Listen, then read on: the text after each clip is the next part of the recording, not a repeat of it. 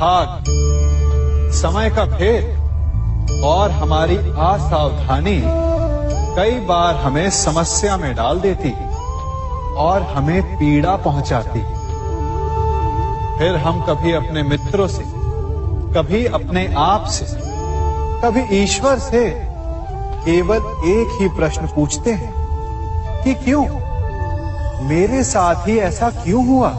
इस प्रश्न का उत्तर किसी के पास नहीं। ये प्रश्न एक चक्रव्यूह की तरह है और इससे निकलने का मार्ग भी एक प्रश्न से ही आता है। यदि ऐसी अनुभूति हो तो स्वयं से प्रश्न पूछिए कि अब मैं ऐसा क्या करूं कि उस पीड़ा का अंत हो जाए। यदि मार्ग में बाधा आए तो ये प्रश्न ना करें कि बाधा मेरे समक्ष ही क्यों आई, बल्कि ये देखें कि उस बाधा से कई लोग आगे भी बढ़े हैं। आगे बढ़ने के लिए पांव से धरती को धकेलना पड़ता है। जो बीत गया उसकी पीड़ा का मरहम बीते हुए कल में नहीं, आने वाले भविष्य में मिलेगा। वर्तमान को अतीत के अन्याय का शोक मनाने में व्यर्थ ना करें।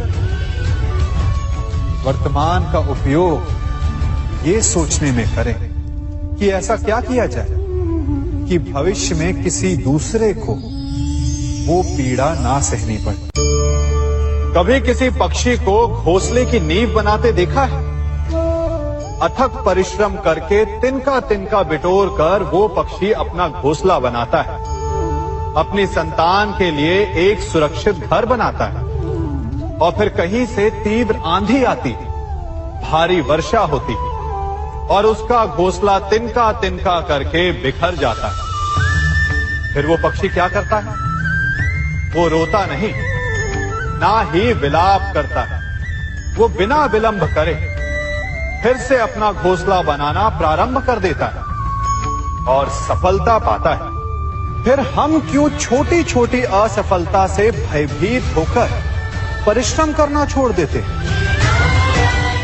एक बात सदा स्मरण रखिएगा, हर वृक्ष कुल्हाड़ी की एक मार से नीचे नहीं गिरता, हर चट्टान घन के एक प्रहार से नहीं टूटती। सफलता पाने के लिए अनावरत परिश्रम करना ही मात्र एक मार्ग है। स्वीकारण, सत्य का स्वीकारण मनुष्य के लिए बहुत ही महत्वपूर्ण है। जब तक मनुष्य सत्य को स्वीकार नहीं करता, उसे असत्य से लड़ने की शक्ति प्राप्त नहीं होती। जब आप भोजन करते हैं तो क्या होता है? आपका पेट स्वीकारता है कि वो भर चुका है और आप भोजन करना बंद कर देते हैं। जब आपको निद्रा आती है तो क्या होता है?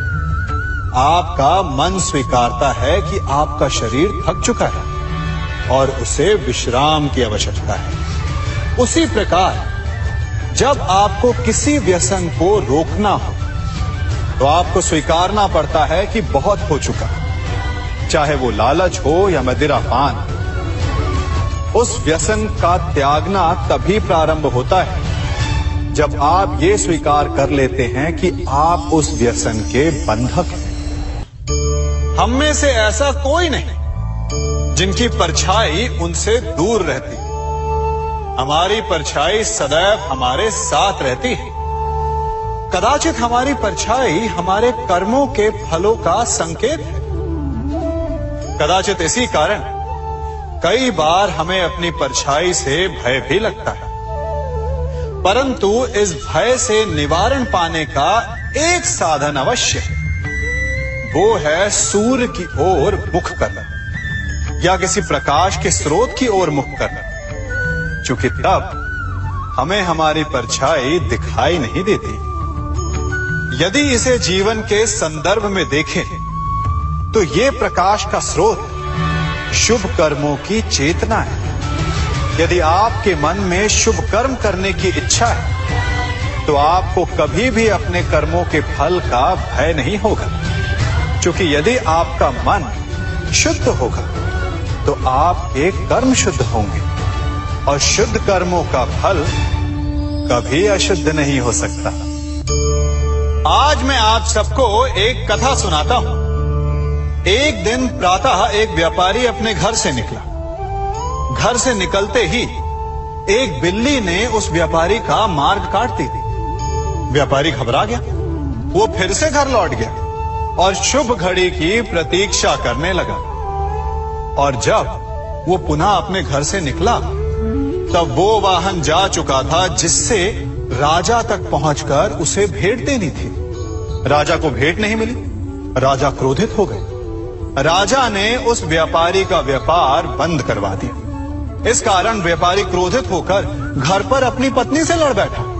पत्नी अपने बच्चों समेत मैके वापस चली गई और उस व्यापारी के जीवन में यदि कुछ रह गया था तो केवल अंधकार। और इन सब का कारण वो उस बिल्ली को मानता रहा जिसने उसका मार्ग काटा था।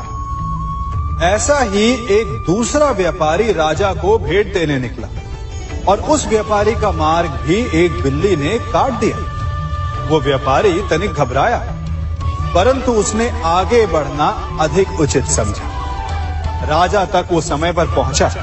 उसने राजा को भेंट दी। राजा प्रसन्न हुए और राजा ने व्यापारी को अपना व्यापार बढ़ाने की अनुमति दी, स्वर्ण आभूषण दी। जब व्यापारी घर पर पहुंचा तो पत्नी को आभूषण और अपने बच्चों को देने के लिए वस्त्र थे उसके पास। हर ओर प्रसन्नता थी। समझ रहे हैं ना? दोनों के साथ एक ही प्रकार की घटना हुई, परंतु दोनों की प्रतिक्रिया भिन्न थी। ऐसा ही हमारा जीवन भी है।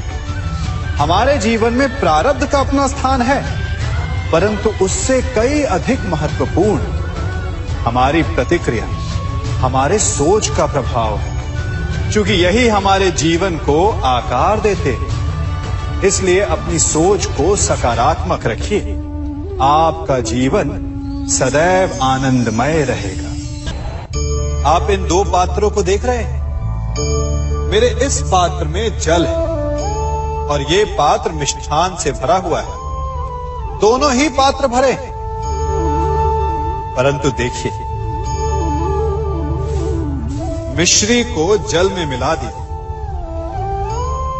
जल ने मिश्री को अपना लिया। मिश्री ने अपना अस्तित्व खो दिया, परंतु जल को अभिमान है कि उसका अस्तित्व अभी भी बना हुआ है। परंतु जो इस जल को चखेगा उसे अवश्य पता चल जाएगा कि ये जल अब वो जल नहीं रहा, ये अब शरबत बन गया। हमारा त्याग, हमारे बलिदान भी ऐसे ही होते हैं। जो इस बात को अनुभव करते हैं वो समझ सकते हैं कि कैसे हमने समय की धारा को बदल दिया। जो बलिदान देते हैं उनका अस्तित्व कभी नष्ट नहीं होता, अपितु उनका बलिदान संसार में कुछ ना कुछ परिवर्तन अवश्य लाता है।